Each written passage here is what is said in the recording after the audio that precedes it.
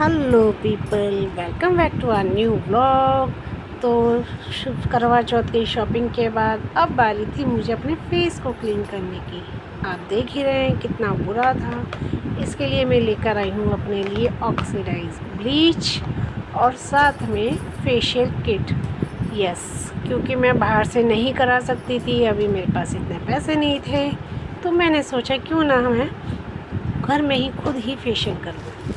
तो अब कैसा होगा कैसा नहीं, मेरे पास है ये फेस पैक का ब्रश भी नहीं था, तो मैंने ये भी एक ले लिया और बहुत ही रीज़नेबल प्राइस में लेकर आई हूँ। हाइड्रा फेशियल मैंने कराने की सोची थी, बट वो कॉस्ट बहुत महंगी थी, तो मैंने सोचा चलो एक बार घर में ट्राई करते हैं, अगर अच्छा रिज़ल्ट हुआ तो मैं ज़रूर करूँगी। अब ये मैंने जब ब्लीच खोली, एक ही के हाथ से कैमरा पकड़ा हुआ, दूसरे हाथ से रिकॉर्डिंग नहीं हो सकती थी। अब इसमें पोस्ट ब्लीच में मैं कंफ्यूज हो गई कि इसमें पोस्ट ब्लीच का मतलब क्या है, ब्लीच करने से पहले लगाना है या बाद में लगाना है। थोड़ा वर्डिंग में थोड़ा मुझे कंफ्यूजन हो गया था।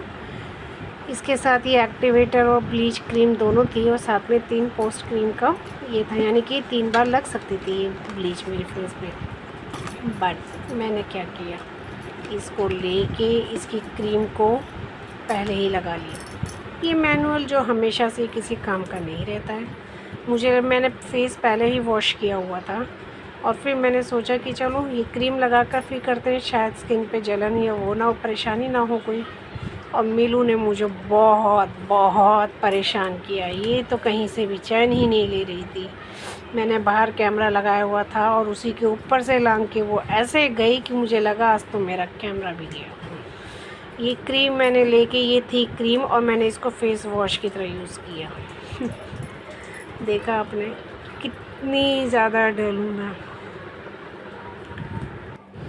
जब मैंने इसे फेस वॉश की तरह यूज़ किया तो पूरी स्किन अजीब सी चिकना चिकनाहट हो गई और मुझे समझ ही नहीं आया कि अब मैं क्या करूँ इसका। मुझे बहुत ही अजीब फीलिंग आ रही थी इसको लगाने के बाद। मैंने फिर फेस वॉश करने की कोशिश की, पर वो क्रीम थी वो निकलने का नाम ही नहीं ले रही थी। मुझे बहुत गुस्सा आ रहा था कि ये मैंने क्या किया।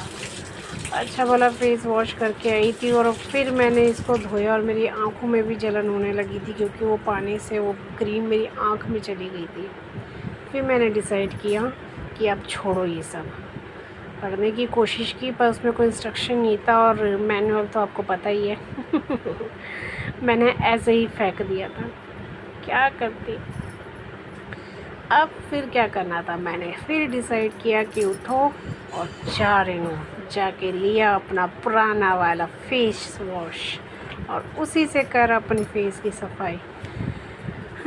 वो भी ख़त्म हो रहा था, उसको भी दबा दबा के पाउच को क्रीम मैंने निकाली अपना फेस वॉश की और उसको लगाया। चारकोल वाला फेस वॉश यूज़ कर रही हूँ मैं अभी फ़िलहाल तो।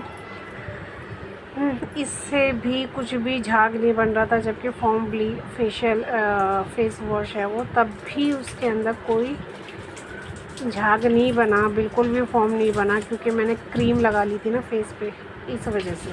फिर मैंने इसको भी वॉश किया, लेकिन तब भी चिकनाहट थी मेरे फेस पे। मुझे अच्छा नहीं लगा। मुझे पता नहीं था कि कहीं मैं अब ब्लीच लगाऊंगी तो फिर वो सही लगेगा या नहीं लगेगा, इसलिए मैंने जल्दी से वॉश करके फेस को टाल से साफ़ किया, ब्लीच को लगा के पूरे फेस पे। फिर मैंने उसको 15 मिनट के लिए रखा और उसके बाद उसका थोड़ा सा चेंज करके उसको 2 बार मतलब अप्लाई किया, एक बार और फिर किया फेस वॉश। काफ़ी फ़र्क लग रहा था, लेकिन जिस वक्त में मैंने लगाया था ना, उस वक्त इतनी ईचिंग और इतना मतलब वो हो रहा था कि जलन सी हो रही थी फेस पे, लेकिन रिज़ल्ट अच्छा था। और अब बारी थी मेरी अपने फेशियल करने की। यस, तो चलिए तैयारी करें। इसमें भी हमेशा की तरह 6 स्टेप्स थे जो नॉर्मली सभी फेशियल किट्स के अंदर होता है, और ये मेरे को बहुत ही सस्ती मिली है गाइस। मुझे नहीं पता ये कंपनी है, ब्रांड कैसा है। इसके अंदर सीरम भी था फेस पे लगाने के लिए, चौथे स्टेप के अंदर, और मतलब बहुत इजी था। स्टेप्स तो पता ही है ज़्यादातर कि कैसे कैसे क्या क्या होता है, फिर भी इनमें नंबर्स तो होते ही हैं सबके। पहले क्रीम लगाना है, फिर स्क्रब करना है, फिर जेल लगाना है और फिर ये सीरम लगाना था चौथे नंबर पे। 5वें पे फिर क्रीम लगानी थी और लास्ट में पैक।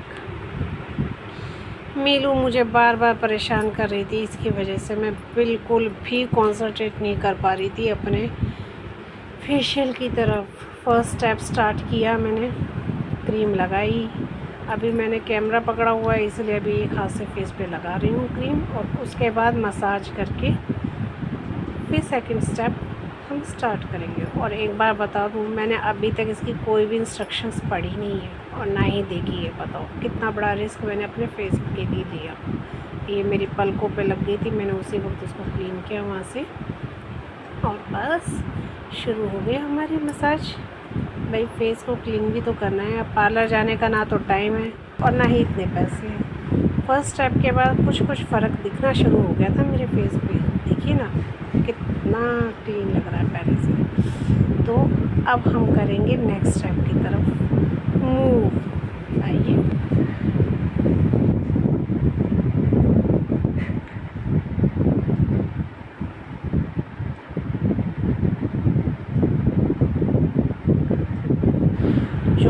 मैंने फर्स्ट स्टेप की क्रीम लगाई थी ना गाइस, वो पूरी की पूरी मेरे फेस में ऑब्जर्व हो गई थी। सोचो मेरा फेस कितना ड्राई है, कितना ज़्यादा ड्राई है। मुझे फेस वॉश करने की ज़रूरत ही नहीं पड़ी। मैंने इतनी सारी क्रीम लगाई थी, आपने देखा था, वो पूरा का पूरा मेरे फेस के अंदर ही हो गया था। मैं भी वही देख रही थी कि कितना ज़्यादा मेरा फेस ड्राई है कि इतनी सारी क्रीम भी उसने ऑब्ज़र्व कर ली।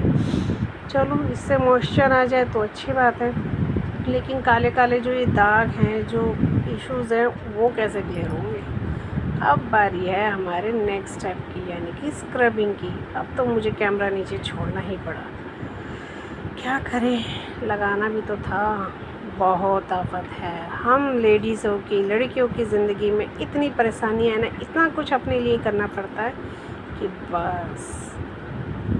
चलिए स्क्रबिंग शुरू हो चुकी है ज़ोरदार तरीके से।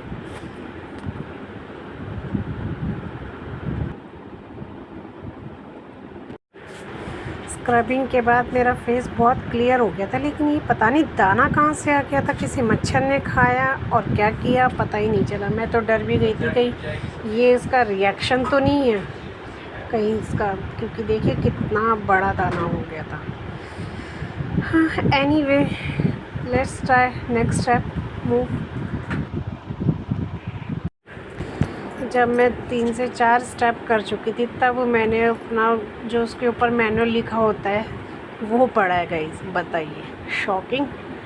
तब पढ़ा है कि कौन सी चीज़ कितनी देर तक मुझे अप्लाई करनी थी, बट फ्रैंकली मैंने वो चीज़ ऑटोमेटिकली उतनी ही देर अप्लाई की है अपने फेस पे, क्योंकि मुझे पता है कि इसी तरीके से करना होता है।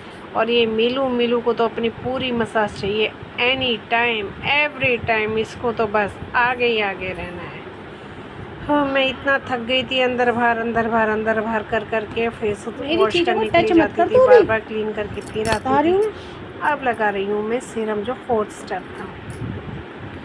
कैमरे में दिखा पाना, उसको सही से रख पाना बड़ा मुश्किल हो रहा था।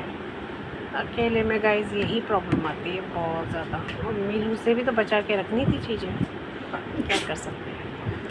वो देखो मुंह पे फेस को चाटने के लिए आ रही है बार बार ही।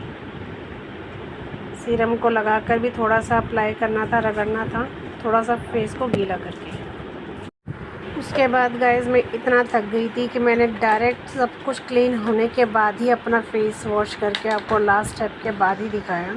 तो अब आप ही बताइएगा कि फेस में कुछ फ़र्क दिख रहा है या नहीं दिख रहा है, और फिर हम मिलेंगे आपसे अपने नेक्स्ट ब्लॉग के अंदर।